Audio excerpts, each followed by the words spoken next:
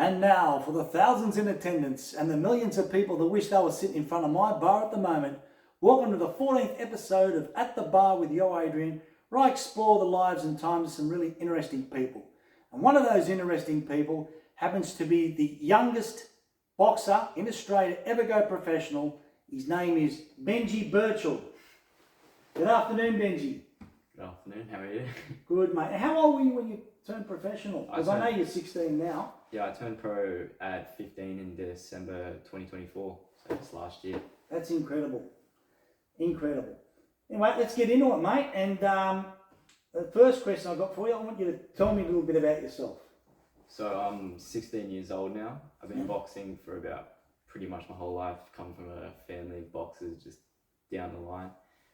And I'm still at school so because I'm 16, so I'm at school training as a full-time professional boxer and travelling to Bangkok every 3-4 months just to get a fight because I can't fight here in Australia, obviously. What's the school you go to? I go to Port Hacking in Miranda, but I live around San Susie way, around that way. And you're in year 10? Year 11 now. Year 11? Yeah. So you intend to go to year 12? Yeah, I want to, but just see how it goes. Just take it day by day pretty much. That's it. I mean, the boxing training would take a lot of study time out, wouldn't it? Yeah, it takes a lot, but try and work as well as we can around it, but it's pretty hard sometimes. Now, what do you enjoy most about boxing? It's just one of those sports where you can be yourself, and I love to do it because I've been doing it since I was young, so it's just a thing, it's like natural to me. Yeah, how old were you when you got into it, mate? I've always been doing it, but I started properly training when I was probably about 9-10 years old when COVID started, and then had my first fight when I was 12 in Hobart, Tasmania. Is that's the minimum age as an amateur boxer? Because you obviously started off as an amateur. I think it's about 10, but because of COVID and stuff, I couldn't fight, so I had to wait till I was 12 to get my first one in. Perfect segue into the next question. How many amateur fights did you end up having? I had 22. I didn't have the best record. I was about 50-50, 12-12. Oh, sorry, 11-11. Yeah. But it doesn't matter at the end of the day. So you started off as an amateur. Yeah. Who got you fights at the start? My dad. I had my first fight on Tassie Browns promotion in Tasmania. Because in New South Wales, you actually can't fight till you're 14 as an amateur. But every other state, it's 10. And you were which police boys club were you training at the time? I wasn't training at one. I was training just with my dad at a gym in Caringborough, it was at the time, and Fight Club Maroubra. So there's a lot of sparring there. You've got all your spars and. Yeah, I had my first spar when I was probably like 6 or 7, but yeah, I had a lot there. You're 6 and 7. How old were the kids that you were sparring against? Probably 8, same age, similar age. Wow. Yeah. Did you ever get to spar against older kids? Yeah, always. One thing I noticed about you when I first met you is you're very mature for a kid for your age. Yeah. So you've obviously, I reckon, like, from what I gather, you must have been hanging around with a lot of older people too. A lot of your friends are older. No, that's Do you feel comfortable around older people? Because you seem like you're about 3 or 4 years older than what you really are. Just when I'm talking to you, you know what I mean? Yeah, obviously growing up around like older people with my dad training professional fighters all the time, I get pretty comfortable with it. I don't find it uncomfortable at all. Yeah. All right, now next question I've got for you. Was there any concerns initially from people that you know, particularly in the boxing community, about you going professional at such a young age? I was a bit worried myself, obviously, going into it, but I stayed a week at Danny Green's place in spite of his son Archie there, and I was just talking to him about it, and he was fully behind it, so that gives me the confidence what I need to get in there for champion like Danny Green, saying that you're ready for it. Like, yeah. Of course, there's going to be doubts and stuff going in, but. And you've been fortunate enough. One thing I know is your dad knows so many boxers because he's obviously trained Danny Green. Yeah. And Sakya Bicker and Nader Hamden, all those sort of guys. They're all great boxers. Skinny as same. Were they a big influence on your boxing career earlier on? Yeah, obviously I've been around them growing up pretty much, so we've seen what they're doing, how they train, so of course they've got an influence on your career. When your dad was beating all the international fighters like Mayweather and all that, because he's met everyone, he knows everyone. Yeah. Did you get to meet them too? That would have been an incredible buzz. That was before my day, before I was born, so would have loved to, but still a chance now. So, what's your favourite part of? What does a typical training day look for you? So, say for instance, on a random Tuesday, I'll be up at 6 in the morning at the track doing the 400s, do about 11, 12 of them. Then I'll have to go to school, probably be a little bit late and finish a bit early. Then I'll have training straight after school. Is that track at Sylvania? Yeah. What's it called, that one there? Sylvania Waters Athletics Track. So you're doing 400 metres. 400 metre sprints. Sprint. Yeah, they are sprints. Yeah. And how many do you do with them? So I do one warm up and then I'll do 10 with a minute rest in between each one. Wow. So it's a lot. I remember a friend of mine, Carly Meehan, he was doing the same thing. And he must have been, obviously he was very, very fit at the time. He was fighting for a world title fight. Just seems incredible a kid your age could actually be able to do that. Yeah. Have you tried the steps of Coogee? Not yet, but have you heard about them? I've heard about them a lot. Apparently, I don't know if you've ever met Glenn Kelly. I think he's got the record for, Glenn Kelly? Yeah, he fought Roy Jones. Yeah, he could do it like some ridiculous amount of times, like 28 or something like that. Yeah. He's pretty fit. Yeah. So, a lot of your fights now, your professional fights are in Thailand. Yeah. So what's your favourite part of going over to Thailand and getting into training camp there? It's never cold. It's always nice and warm when you get there. Yeah. Probably a bit too hot sometimes. People friendly? Yeah, they're always friendly, but of course there's ups and downs of anywhere you go in the world. So you get there, say, a couple of weeks before the fight? No, I only get there 3-4 days before the weigh-in or so. And you get straight into it? I do training pretty much, but it's pretty much just getting off the weight at that point. I have my last sparring session a week before the fight, but pretty much when I get there, it's all about weight, and I'll still be training, and then I've got the weigh-in the day before the fight. It's like that music, the movie Kickboxer, yeah. Is it? Where you get in there and you got, different. Is there different Thai trainers there that will sort of get in your ear and speak to you and? Can't really speak much English, can they? But they're real nice, the trainers there. You eat their food?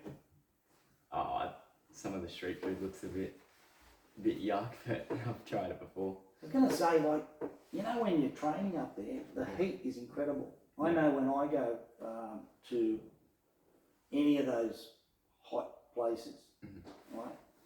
So Thailand, I remember I went over to Thailand many, many years ago, and it was just over, I think I spent one night there. Yep. And I couldn't handle the heat. So I can imagine what it would be like to be training in that heat. It's like a sauna. It's like a sauna 24/7, and then when you're trying to, it makes it easy to cut weight, I guess, but I still go to the sauna there to... It'd be tough when you're fighting too. Yeah, actually my last fight, I felt it really badly. The heat, because it's wet season. Yeah. So it's like just this moist heat, and it's just sticky, and the first, and it was during the day as well, but where my other ones were during night, so it was a bit more cooler and stuff, but the last one was real hot. How do you handle the pressure of fight night, and do you get nervous before each fight? You'd be lying if you say you didn't get nervous. Of course, everyone boxer I've ever spoken to says they get nervous before a fight. I still do every single fight, as many as you have, but you deal with the emotions better getting into it. Just focus on what you need to do. Do you ever question yourself at any time? Of course you do. When I say, when you doubt yourself, you're like, what am I doing here? And, am I going to be good enough to fight as a professional? Of course you doubt yourself. I doubt myself pretty much before the fight, but as soon as you get in there, it's like this feeling of you're invincible. You go from nothing to everything. and just from stepping in the ring. Because you've trained hard for it. I mean, I've seen you on a Sunday training at that the Cronulla gym. Yeah. And you've got a vast array of different sort of punches, good body punches. Who's been teaching you how to body punch so well? Dad's taught me everything. Everything. I Yeah. just thought Skinny Sane would have been in your ear because he was a really good body puncher. Yeah. So your dad, and he's a great trainer too. Yeah. So Dad was my trainer. And then obviously people like Fidel when I was younger were training me at the gym in Maroubra. Yeah, that's where you met my son Joey. Yeah. What was the name of that gym again? Was it Fight Club. Lexington Place? Yeah, Fight Club. Yeah. All right. So what's the biggest challenge that you've faced so far in your boxing journey? Obviously turning pro, it was a pretty big challenge. Just worried what people are going to say, worried what everyone's going to think about it, but you just got to not think about it. I guess you can't really let people get in your ear about it. Just go on your own road. What sort of criticism they come up with that what you're too young to? Yeah, people have their own opinions and everything. You're too young, you're going to get CTE, all this stuff, but it's probably more safe than fighting as an amateur because you have an amateur fight. Say a tournament, you might fight 3 times, you might get concussed on the first day, but then you're going to weigh in, cut weight that night, fight the next day, and then fight again. So it could be worse, could be better, but... Yeah, my advice to people that you don't really worry what people think. At the end of the day, your father's guiding you. He knows the right thing. He's got his, you're his son. Yeah. So, you know what I mean? He's not going to lead you up the wrong path. He knows what he's doing. You're mature enough. Yeah. You've obviously, your technique's very good. You defensively, I don't think you're going to get hit much anyway. Yeah. And I look at it this way. By the time you're 18 and then you're able to fight in Australia, is it 18 you're allowed Yeah, 18. as a professional? You're going to be that good Yeah. that, defensively, you're going to be impregnable. You know what I mean? So I don't think you can get hit in the head too many times. Yeah. What's the most important thing you've learned from your dad, who's your obviously your coach and trainer? Like, what are the most important things that he's taught you boxing? He's taught me pretty much everything I know to be a boxer, but taught me a lot of life lessons just from boxing, and he's had a life as well, experienced a lot of stuff, so brings it down to me. He's made mistakes, so I don't make those mistakes, same mistakes.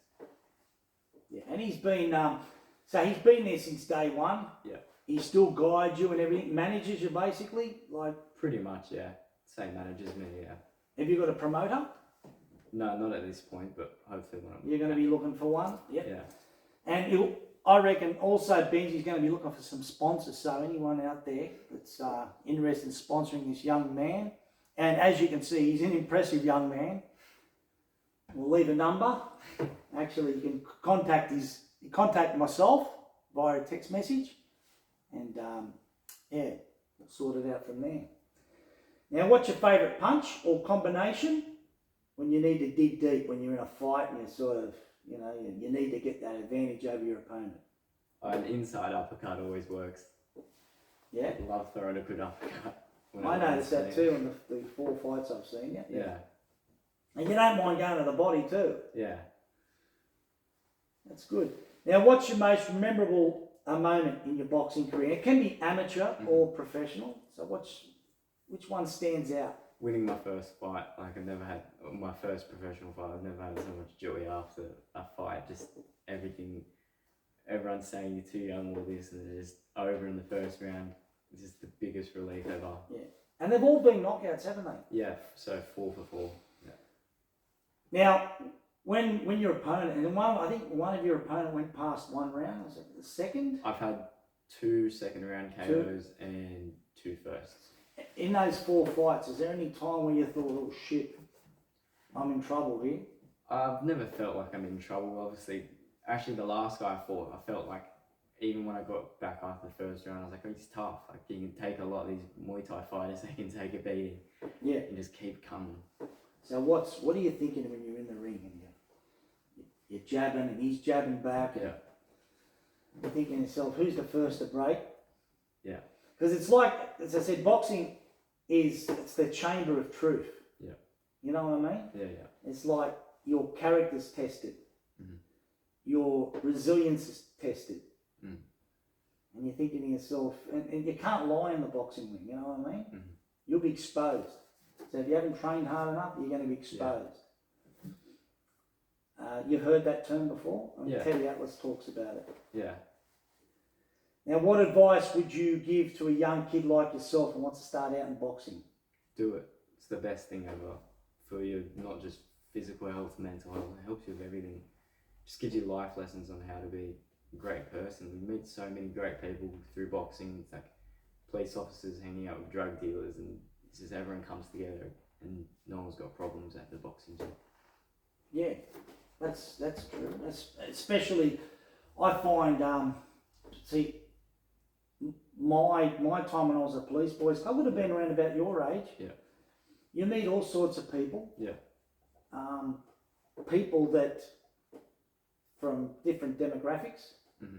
And I was an Eastern Suburbs boy, and I was training over at Redfern, Waterloo, the police boys club up there. And you learn quickly, how you grow up quickly, and you're just mixing with all these different guys, and you become non-judgmental too. Yeah. You know what I mean? Yeah. Because you're meeting all different sorts of people. Not that I was ever a judgmental person, but seeing how the other half live. Yeah. And then you realise, I get along with these guys too. Yeah. And which was great. And then years later you bump into them, and they were great blokes then, and they're great blokes now. And it's just that boxing's, you meet so many great characters. I actually never met an arsehole in boxing. Have you? There's not many of them. Very few. Very few. Even the kids that spar and that. Yeah. Like, you'll meet someone and you'll spar him, and even if he was a prick before you met him, you become good mates. Yeah. There's like a mutual respect after that. Do you find that? Yeah. I've sparred, giving people the dirtiest looks, then after sparring with them, you're like your best mate after. Then you've got this connection for the rest of your life with the person. Yeah. Now, how long in your training should you think about having your first fight? For an amateur? Yeah, what do you think? Because a lot of people say to me, I want to start boxing, but I don't want to wait forever. Yeah. And I've told them, I said, you got to sometimes wait a minimum 9 months. Yeah. You know what I mean? To make sure you're right. Because if you go in there and you're not right, you could run out of puff in the first round, even though you think that you're fit. It's just a different environment when the lights are on you, and that first time you have a fight and you're being exposed to the crowd, your mates turn up, and you don't want to get put on your ass in front of your friends, and that's in the back of your mind, and it zaps all that energy. Probably say about 6 to 12 months, but obviously whatever your coach says, whatever your coach says is when you should get in, because they should know if you're ready or not to get in there. Yeah. So you don't reckon, definitely not before that time? Obviously depends on your skill level, but probably definitely between 6 to 12 months I'd wait to have my first fight. That's what I normally tell people too. Now, how do you balance your boxing with other aspects of your life? You obviously go to school. Yeah. You got a girlfriend? Yeah. You got a girlfriend? How old's your girlfriend? Same age as me. Which is 16? 16, 15. Oh, 15. She's 15. Yeah. So you started boxing when you were 15, didn't you? Had my first. No, sorry, you went professional at 15. Yeah, 15. Yeah. So and during that time, how many amateur fights did you amass? 22 without exhibitions. So I've had about 30 with exhibitions. That's quite a few. Yeah. And you beat that long-standing record. Yeah. Of the legendary Lionel Rose, which was 60 years he had that 60 record. Years, yeah. So he was what, 16 when he went professional? Yeah, he was 16. And you were 15? 15, yeah. Do you know of any other fighters prior to that would have started going professional before you? Not that I know on record. Before the age of 15? Not that I know on record, because it was very hard to find. It was very hard to find Lionel Rose when he turned pro at 16. obviously there's a lot of lost records and stuff. There might be, but as it stands, I've got it at the moment. Do you know much about Lionel Rose or Yeah, of course. some of the older fighters? Yeah, Indigenous fighter, great. So he was he was the Bantamweight champion of the world when there was only one world champion. Yeah, one world champ. Which was hard. Yeah. Back in those days, it was like to win. I mean, now you've got WBC, WBO, IBF, WBA. Yeah. You can throw in IBO and then for every weight division, so you've got, say, lightweight, you've got super lightweight, lightweight, and junior lightweight. 17, 18 weight divisions now. Yeah, and they've all got, and there's about 4 world title belts. 4 world champions. Exactly. So, yeah, for him at that time, as an Australian Indigenous fighter, that was incredible. Yeah. So, yeah, Lionel Rose, I mean, that's, as I said, to share a record, to actually beat that record now is like, it's incredible.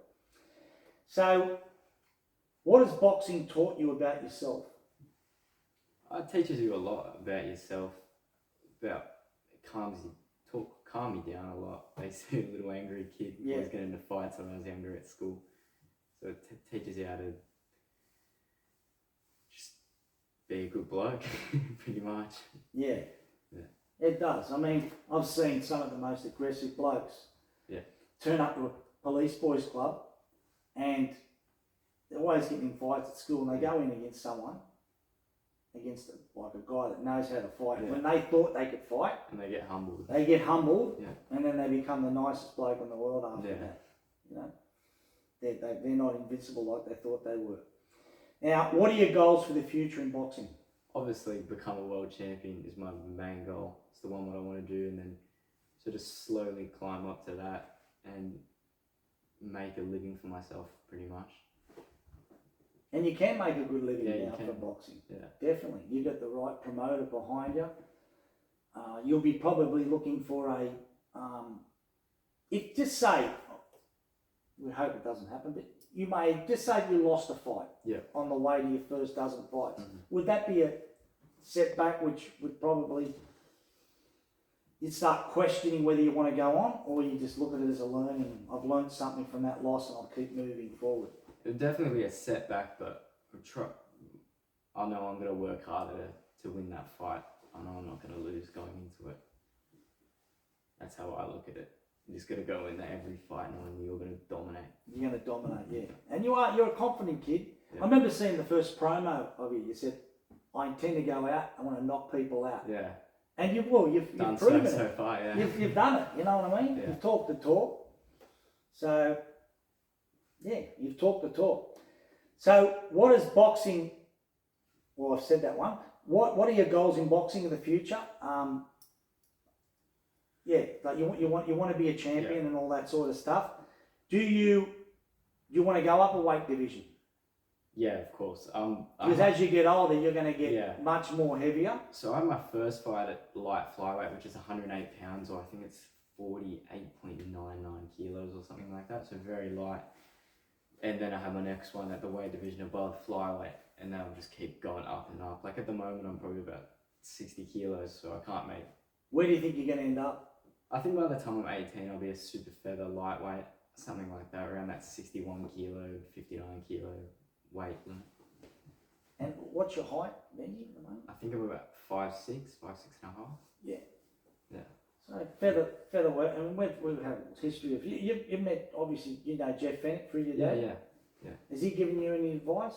Because he was a great featherweight, bantamweight. Yeah. I haven't seen him for a while now, but he's given me advice when I was probably about 12, when I had my first couple of amateurs. It's always great meeting people like that, and he always comments on Facebook or Instagram. We were talking about Lionel Rose. Even though Jeff didn't win an undisputed, you'd have to say that he'd be one of our best.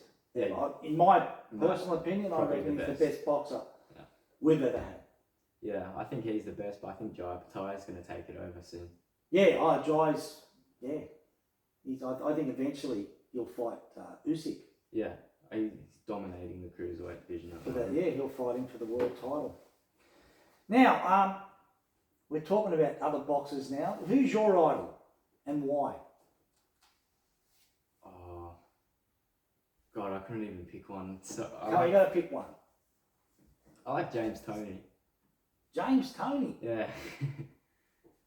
Yeah, I know who James Toney is, but there's a lot of people out there that wouldn't know who he is. He was the super middleweight that eventually fought at heavyweight and beat Evander Holyfield. Yeah. And he also, I think he went in against a UFC guy, didn't he? Yeah, he got when mauled though. Yeah. So he'd probably stick to his own lane there in the boxing. But yeah, I remember James Toney. So yeah, what do you like about him? He's a character. I love that about him. Like, he's just natural to himself. He doesn't try and make a different personality for anyone else. He's him. Yeah. That's good. All right. Now we're going to have a little bit of fun now. All right. I'm going to give you 5 of the great heavyweights of all time. Yeah. Now you mightn't. I think you should know these guys. They're pretty popular. I want you to put them in order. Yeah. From it says I'm going to give you 5 of them. From who you reckon is the best. So number 1 to number 5. All right? Yeah. I'm going to mention them to you now. Muhammad Ali, Lennox Lewis, Rocky Marciano, George Foreman, Alexander Usyk. So we'll just start off. Who would be number 5 out of those guys? So we'll go from again. Ali, Lennox Lewis, The Rock, Rocky Marciano, heavyweight champion, 52 to 56. George Foreman, Big George. It can be when he was a young George, when he was knocking everyone out in the first round, back in the early 70s. Or Alexander Usyk. So who's number 5? Who would you have as number 5 out of them? Not the best. I would say Rocky Marciano would have to be a number 5 because he's the size. I think the heavyweights, what you've mentioned beside him, are just too big because he was only like 185 pounds. Yeah. And these heavyweights. It's a good. Huge. It's a good argument. I have this argument with my boys all the time, and they always say, "Oh, size." I said, "Size means fucking nothing. It's the size of your heart." Yeah. But I get your point. Yeah. You know, size meaning back then. I believe they trained harder back then, but nutrition-wise, training has come a long way since those days. And the thing about Rocky Marciano is, I still believe he could have competed with any of those guys because he was just tough. You could hit him all day. Yeah. But yeah, he'd be regarded as a light heavyweight now, wouldn't he? Yeah, light heavyweight. With his just with his size, 5'10", basically size of me, really. Yeah. So you'd have him at 5. Yeah. Who's 4? Probably George Foreman.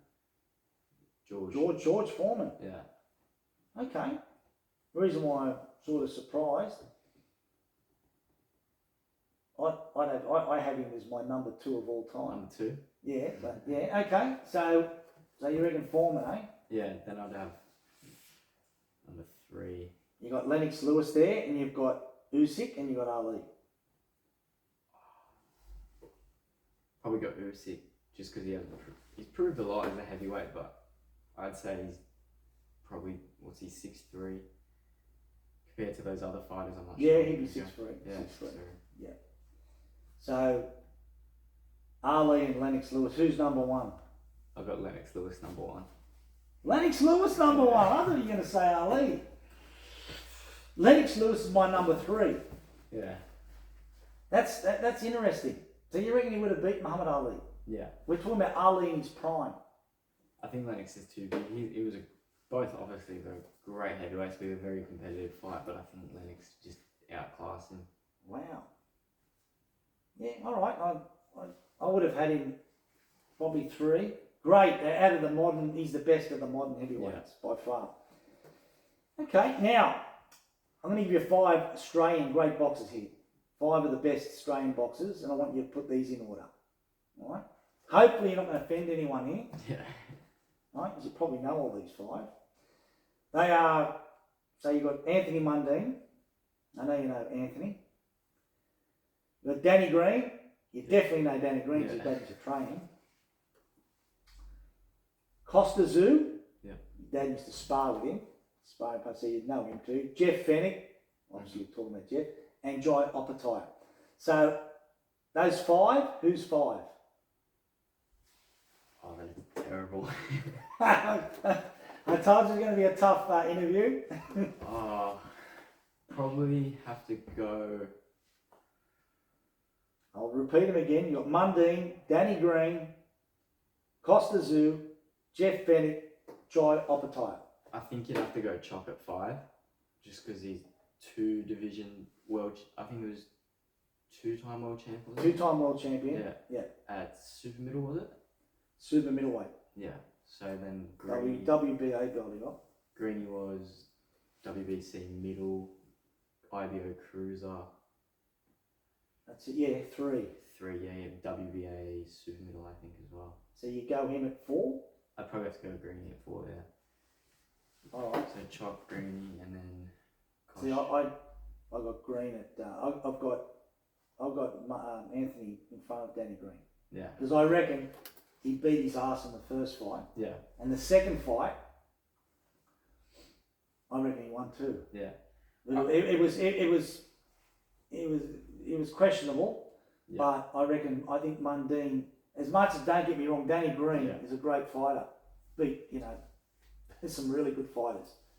Probably on record, you have a look at the guys he's fought. He fought really, really good fighters as compared to Anthony, but I think Anthony Mundine always had his measure. What do you think? I probably could agree with that as well, but I think Anthony Mundine's the best Australian athlete we've ever seen, to be honest. Oh yeah. In that term. Played basketball, rugby. An NRL player, world champion boxer. Yeah, definitely. All right, number 3 out of them. I mean, geez, there's some good fighters left. I have to go Jai. Jai? Yeah, number 3. He's still got a lot to prove, hasn't he? I think he can overlap everyone, to be honest. Okay. Yeah. Number 2. Jeez, I'd hate to be Fennick or Costa. Costa Zoo or Jeff Fennick? Number 2. Because they could afford each other, really. They're around about the same weight. Yeah, and Jeff's later career. Probably have to go Costa number 1, to be honest. I think he's probably the better fighter overall compared to Jeff. It's a hard one. It really is. You know what? I can't even separate them. I hate sitting on the fence. Yeah. It's one of those, you don't know. Jeff at his best against Costa at his best. Mate, dead heat. Yeah. That's all I'm going to say. That's, yeah. All right. Now I'm going to mention some well-known fighters now. Okay, and I want you to describe them in one word. Mm-hmm. So one word. Anthony Mundine. Athlete. Danny Green. Tough. Tim Zhu. Warrior. Nader Hamden. Lion. You connections with the Middle Eastern fighters, haven't you? Yeah. And you've got his adopted brother. Hustler was a really good. He was a good boxer too, wasn't he? Yeah. So yeah, how did all that come about with the your connection with the Middle Eastern fighters? Because your dad knows quite a few of them. Through Dad, my dad knows literally everyone pretty much in Sydney. You love Lebanese food? Of course, one of my favourite foods. There you go. Well, the reason I'm asking you, I mean, my mum's got Lebanese heritage and always proud of my heritage, the Lebanese heritage. Yeah. So have they ever given you any pointers, those guys? Yeah, of course. I train with Hassi, Hussein, every pretty much. And you'd learn a lot from them too, because they don't drink alcohol. Yeah, no, I've never had a drink in my life either. Yeah, and that's why I didn't offer you a drink Yeah. either. I didn't even want to insult you, mate, because I knew I'd have those guys all after me too if I offered you a drink. Plus, you're under the age of 18. Yeah. So, Skinny Hussein, how would you describe him? Body punch. Body. Body. Oh, body. But yeah, I get your point. He's a great body punch. Canelo Alvarez.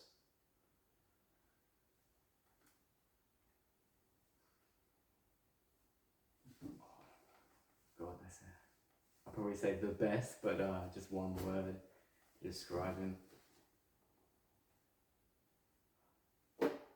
The best. Best. Yeah, best. Or GOAT. Yeah, go. Alexander Usyk. Skills. Skills, yeah.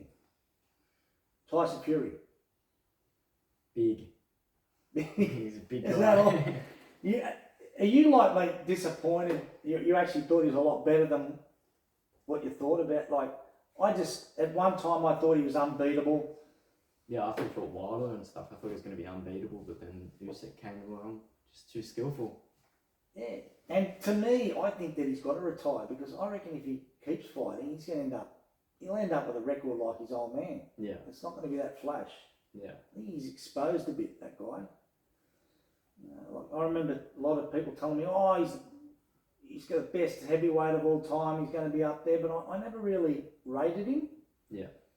He was a good heavyweight, but I don't rate him like he rates himself, you know what I mean? It's the same as, I always was going to ask you, what do you think of Tyson as a fighter? Would he be in your top 10 heavyweights of all time? Probably, I'd say Mike Tyson would probably be up there. One of the biggest faces of boxing ever as well. Made such an impact on the sport, I'd say. So I look at Mike Tyson, and yes, I mean, I was about your age when he won the world title. 16, at that time, I think he won in 86 in Berbick. And I looked at him and he was scary looking. He was this massive puncher with both hands. Hooks and uppercuts, the whole thing. And I thought he was invincible. Then he fought some guys where he got some resistance. Mm-hmm. And every time he come up against that resistance, he buckled. Yeah. And then I started thinking, he's not in my top 10 of all time. Yeah. He's good, but to make that top 10, I like to look at it this way. Like David Tua, he never ever won a heavyweight title. Yeah. You remember David Tua? Yeah, You've seen videos of him and Yeah. that? You would have probably seen videos. My personal belief, I reckon David Tua would have beaten him. Yeah. And I think Riddick Bowe would have beaten him, but Riddick Bowe and Tua are never ever mentioned, and I'm talking about prime Tyson, when they were in their prime. They're never even mentioned in the same breath. Yeah. You know what I'm trying to say? Yeah. But I think Tyson, when he's disciplined, can be very great, but I think he's got a lot of problems outside the ring as well. you reckon that A lot of problems, especially after that fight in Japan when he lost to who did he get knocked out against? Buster Douglas. Buster Douglas, yeah, in Japan. And maybe because I think his trainer left too. He had this trainer called Rooney. Yeah.